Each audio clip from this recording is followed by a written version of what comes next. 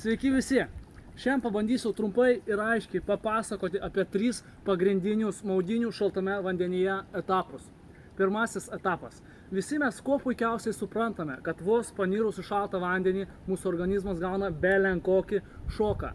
Kraujagyslės greitai susitraukia, todėl kraujas nukreipiamas į gyvybiškai svarbius organus. Dėl to organizme išsiskiria didelis noradrenalino kiekis, kuris jau pirmomis maudynių minutėmis padidina jūsų budrumą iki 530%. Antrasis etapas. Jeigu jūs maudysitės bent 10 dienų iš eilės, jūsų organizmas pradės gaminti didesnį baltųjų kraujo kūnelių kiekį, taip stiprindamas jūsų imuninę sistemą. Mokslininkai nustatė, kad šaltas vanduo gali net 3 kartus padidinti su įvairiomis ligomis kovojančių ląstelių kiekį.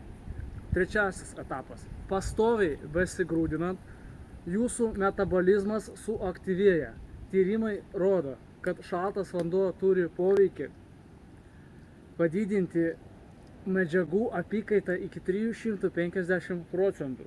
Dėl to jūsų riebalai deginasi net ramybės būsenoje. Taip pat jūs greičiau atsistatysite po treniruočių, nes uždegiminis procesas sumažėja iki 5%. Chebra, ir visa tai yra tik maža dalis iš maudynių šaltame vandenyje privalumų. Būkite sveiki!